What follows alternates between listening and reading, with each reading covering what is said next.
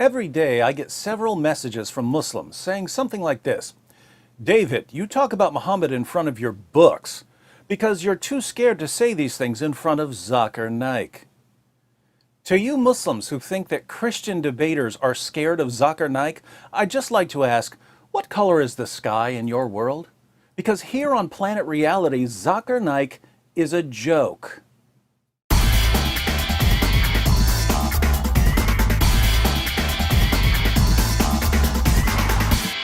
Zakir Naik is a joke, and I'm not saying that because I disagree with him. I'm saying it because he's a complete joke. Let me give you 3 quick reasons. First, Zakir Naik portrays himself as a champion debater, but he's never faced one actual Christian debater in his entire career. Compare Naik with someone like Shabir Ali. Shabir Ali has debated William Lane Craig multiple times. He's debated James White multiple times. He's debated Jay Smith multiple times. He's debated Mike Licona multiple times. He's debated Tony Costa multiple times. He's debated me multiple times. He's debated Sam Shamoun and Samuel Green and Jonathan McClatchy and Nabil Qureshi. Shabir Ali obviously isn't scared to face experienced Christian debaters. Look up Zakir Naik's debates and you'll find that he's debated a handful of people you've never heard of. The only person Zakir Naik has ever debated that I've even heard of was William Campbell. And William Campbell wasn't a debater, he was a writer. Naik knew he wasn't a debater. That's why he agreed to debate him. Naik only agrees to face people who either have no debate experience or know nothing about Islam. Those of us who debate regularly and who deal with Islam regularly, Naik won't come near us. And we've been challenging him for years. Here's a debate challenge we sent him nearly 8 years ago. I've challenged him to debate. James White has challenged him to debate. Sam Shamoun has challenged him to debate. Nabil Qureshi has challenged him to debate. And do you know what he says when we challenge him to debate? He says, you have to guarantee that you will show up to the debate with 10,000 people. Now, that's a strange demand. If you look at Zakir Naik's other debates with Christians, they didn't have to bring 10,000 people to the debate. In the 2 Zakir Naik debates I've clicked on, there were only a couple hundred people in the audience. Why did Zakir Naik debate them? I was recently watching one of Naik's Q&A sessions, and a Christian woman was at the mic. And Zakir Naik said that if she wanted to debate, they could set up a debate. Ask your question in 2 or 3 sentences. If it is more than 2 or 3 sentences, yes, it becomes a lecture. What? If you want to have a lecture, yes, sure. If you want to have a debate also, we can arrange. Can you? Okay. You can come to Bombay. Right. No, it's not Bombay. I'm in the Gambia.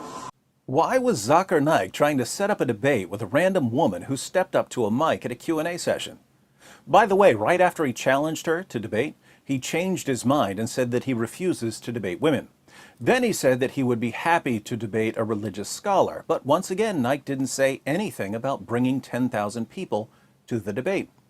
Why does Zakir Naik's 10,000 people rule only come into play when he's challenged by people who debate regularly?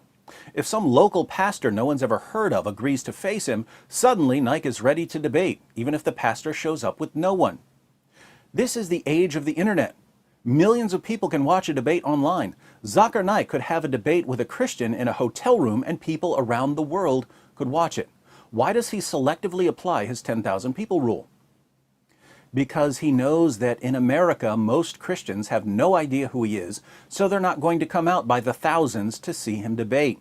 He knows that Christian debaters aren't going to rent the Superdome to face him because we think he's a joke. So he made up a rule that he only applies to avoid actual debaters. Why? Because he's a complete, utter, total coward, and he knows that his arguments would be destroyed by any experienced Christian debater. And what do Muslims say when we point this out to them?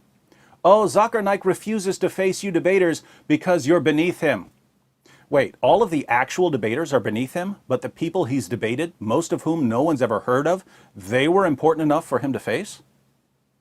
How would we know who's beneath Zakir Naik if he's never once stood on stage with an experienced debater? How would we know? Naik is like a guy who walks outside his house, punches someone in the face, and declares that he's the heavyweight boxing champion of the world without ever facing any actual boxers. It's pathetic. What's even more pathetic is that Naik's followers are so gullible they think he's a serious debater. There are serious debaters in the world. Naik isn't one of them. Second, Zakir Naik's ministry pays people to convert to Islam. The Hindustan Times reports The special branch of the Mumbai police claims that controversial Islamic preacher Zakir Naik and his non-profit Islamic Research Foundation have illegally converted around 800 people to Islam by paying them using funds received from abroad. The allegation, if proved, could spell more trouble for Naik, who is being investigated for his fiery speeches and alleged extremist links. Mumbai police found that Naik's organization paid converts 50,000 rupees, some of which came from Saudi Arabia. Members of the organization would then radicalize converts and convince them to join ISIS.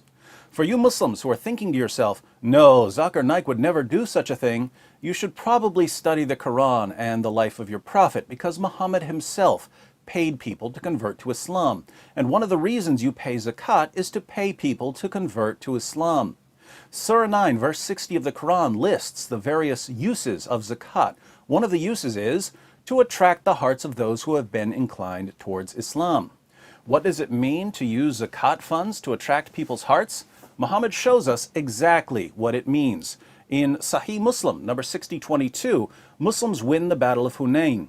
And we read, "On that day, the Messenger of Allah gave Safwan bin Umayyah 100 sheep, then another 100, then another 100. Ibn Shahab said, Sa'id bin al-Musayyab told me that Safwan said, by Allah, the Messenger of Allah gave me what he gave me, and he was the most hated of people to me. But he kept giving to me until he became the most beloved of people to me." This guy hated Muhammad, but Muhammad kept giving him sheep by the hundreds until Muhammad was his favorite person in the world. In Sahih al-Bukhari 3344, Muhammad divides a piece of gold among 4 chiefs of a different tribe. We read, "So the Quraysh and the Ansar became angry and said, he, i.e. the Prophet, gives to the chiefs of Najd and does not give to us. The Prophet said, I give to them so as to attract their hearts to Islam." He was giving them gold to attract their hearts to Islam. Nearly 14 centuries later, Zakir Naik is doing the same thing. Muslims should be proud of Naik for imitating his prophet by bribing people to convert when his arguments fail miserably. Third, a few years ago, when I was watching some of Zakir Naik's talks to get some video clips for some shows, I was impressed that so many Muslims showed up to hear him speak when the talks were in English. I know a few Christians from one of the areas he was speaking in, and I said to them, it's cool that wherever Zakir Naik goes, there are so many Muslims there who speak English. They said, oh, lots of the Muslims who show up don't speak English. I said, why do they show up? Just to be close to Naik? They said, no, the Muslim leaders bring them in to cheer. They tell the Muslims who don't speak English to cheer loudly whenever they hear other Muslims cheering. Now think about this. Zakir Naik's organization has to bring in Muslims who have no idea what he's saying to cheer for whatever he says. Why?